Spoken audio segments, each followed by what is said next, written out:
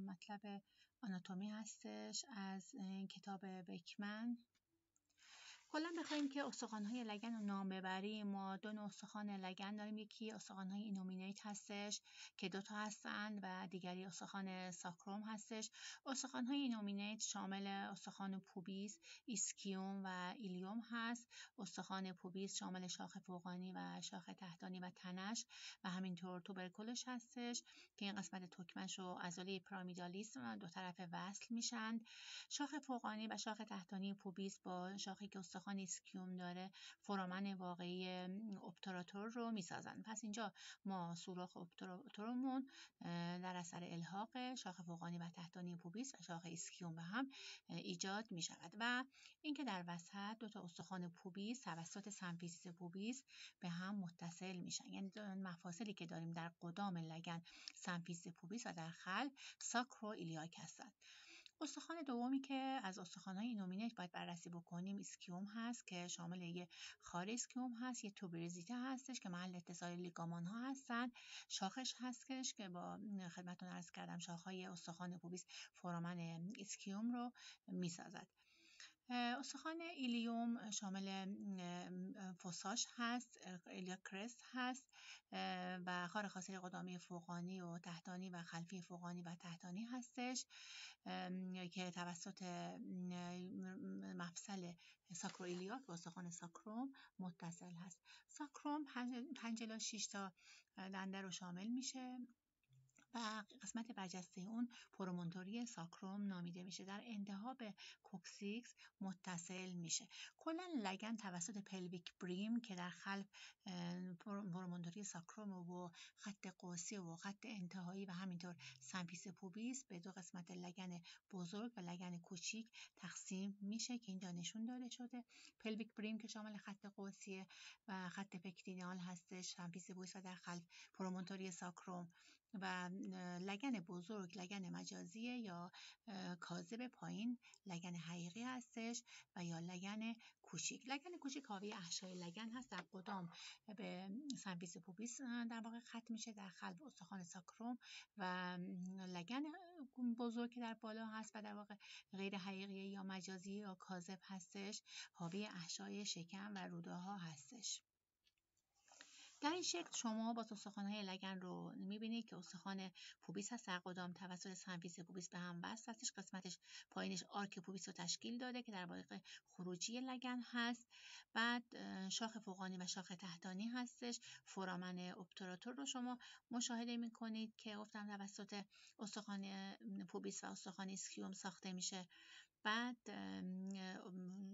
قسمت خلف استخوان ایلیوم هست و همینطور ساکروم و اینچه به صورت نقطه چین پلویک بریم هم اینجا براتون نشون داده شده است.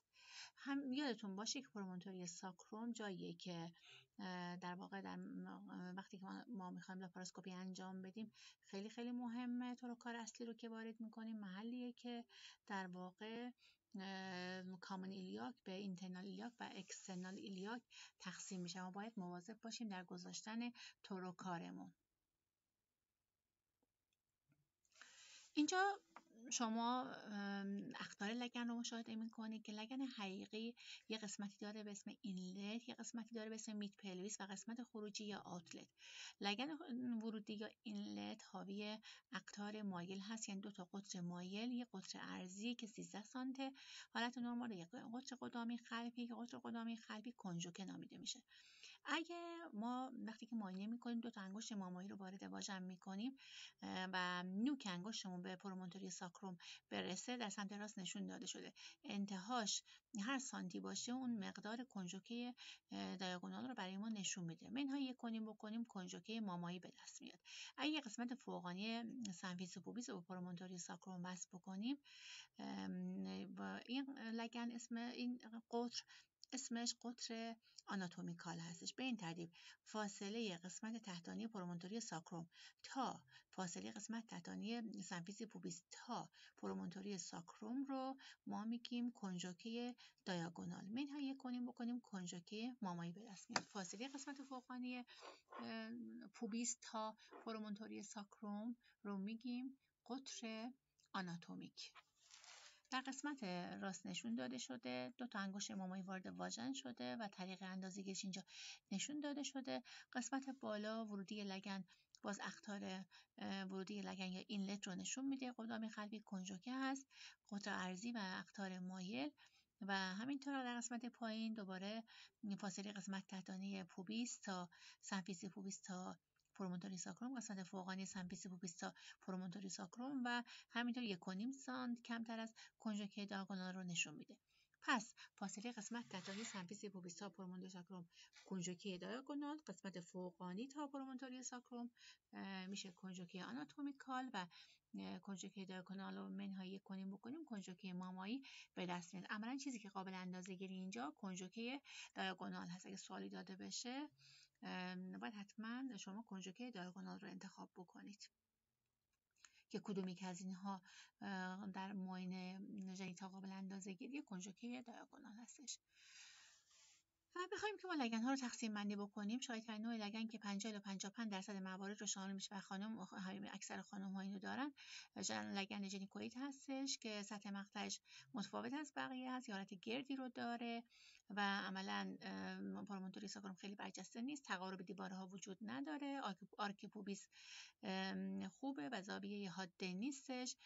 بعد لگن آندروید 22% موارد رو شامل میشه و سطح مقطعش قلبی شکله و تقارب دیوارهای لگن رو داره و اینکه خارها کاملا برجستن و پرومونتوری ساکروم هم برجسته هستش و آنتروپوید چیزی که در واقع میمون وجود داره و به صورت اوالانگ هست و باز برجسته بودن خارهای اسکیال رو داریم و لگن پلاتیپلوید که نادرترین نوع لگن هستش سطح مقطع اوال رو داره. پس شایع‌ترین نوع لگن در تقسیم بندی کالبر-مولوی میشه لگن ژنیکوئید. دستگاه تناسلی خارجی یا ژنیتالیای خارجی اینجا نشون داده شده. قسمت قدامی جایی که فولیکول‌های مو هست و غدد چربی از عرق هست موس پوبیس نامیده میشه. در قسمت پشتون لبیا ماژور وجود داره که در قدام به موس پوبیس ختم میشه، در خلف به جسم پرینه وصله و اینکه حاوی در واقع فولیکول‌های مو هستش این قسمت هم و همینطور حاوی غدد عرق هست و غدد چربی. ولی در قسمت داخل لبیا ماژور ما لبیا مینورها رو داریم که فاقد فولیکول‌های مو هست و در قدام به در واقع کلیتوریس منتهی میشه. کلیتوریس معادل پنیس در مردها هست که شامل یک قسمت گلنس هست و یک قسمت 2 تا اجسام قاری هست که در قدام به هم وصل میشن و اینکه در قسمت شکمی گلنس ما فرنولوم رو داریم.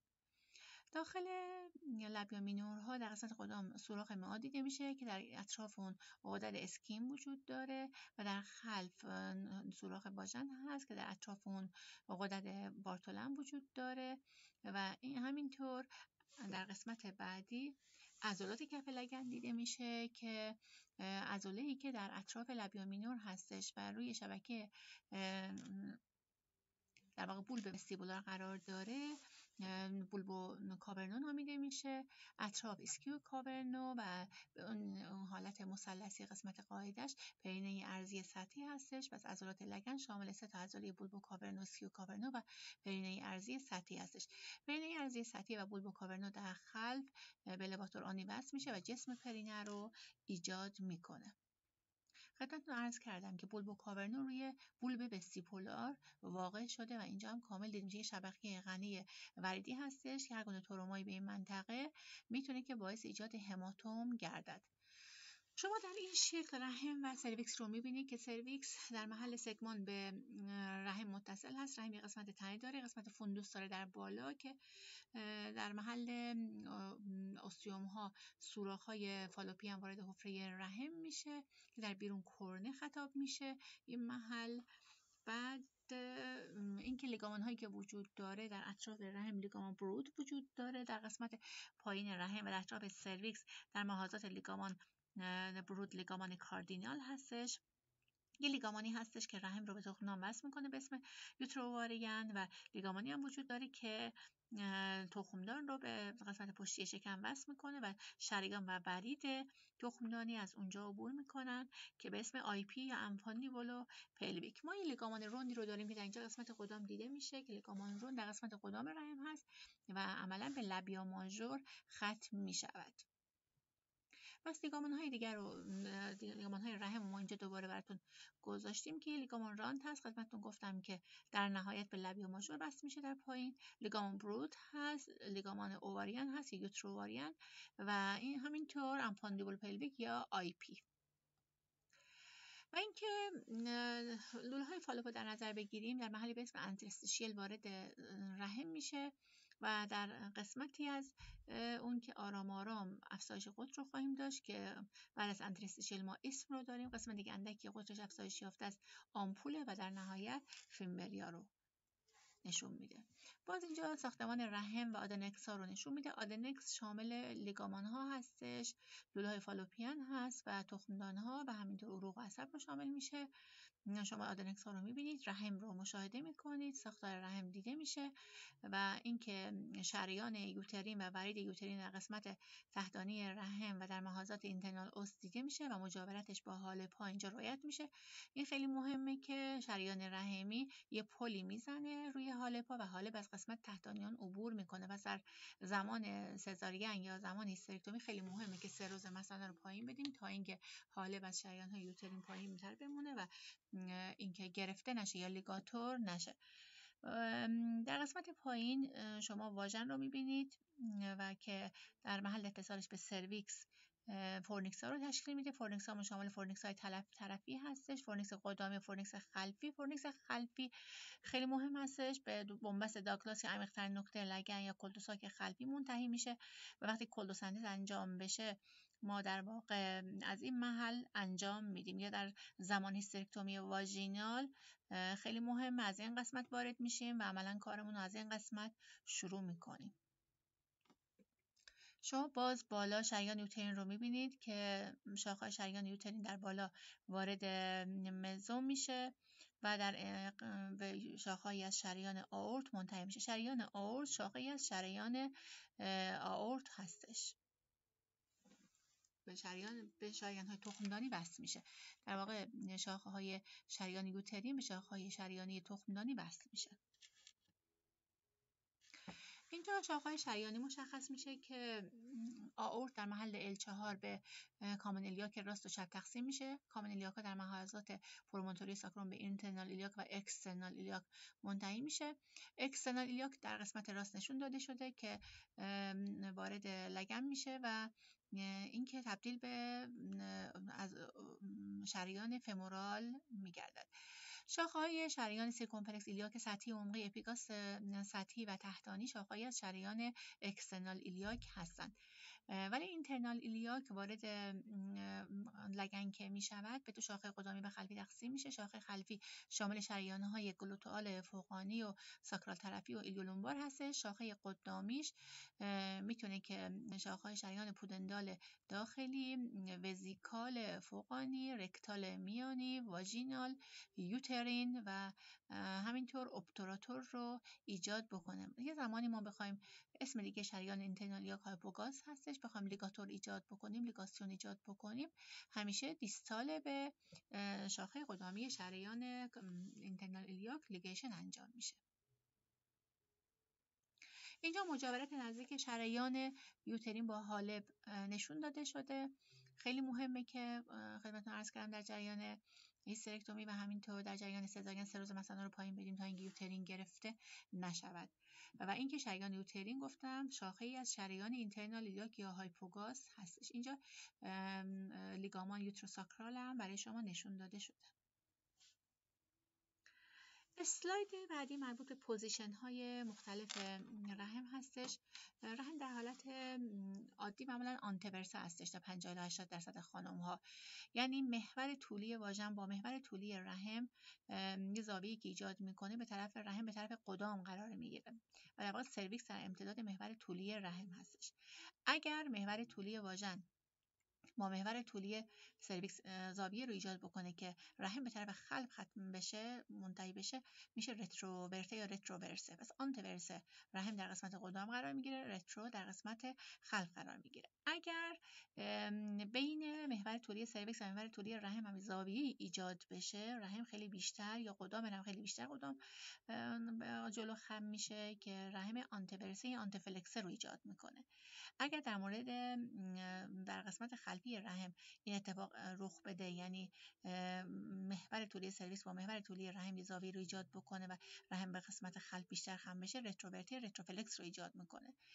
و اینکه در قسمت وسط هم رحم میدساژیتال نشون داده شده. 50 الی 80% خانم‌ها معمولا آنتورسه هستن، 20% رترو هستن. به خاطر ما وقتی که هر پروسیجری در فضای رحم انجام بدیم، زاویه رو بخوایم از بین ببریم، معمولا به لیف قدامی رحم آلیس و تناکولوم رو در قسمت قدامی ساعت 12 میزنیم و زاویه رو از بین میبریم. یعنی به خاطر اینکه اکثر خانم‌ها حالت آنتورسه یا آنتورسه یا همون آنتورسه آنتفلکس رو دارند. اینجا باز من رابطه محور طولی رحم و واژن و محور طولی رحم و سرویکس رو نشون براتون دادم که یک زاویه منفرجه معمولا ایجاد میشه بین محور طولی رحم و محور طولی سرویکس. باز همینطور پوزیشن های مختلف رحمی اینجا نشون داده شده. خیلی ممنونم از شما.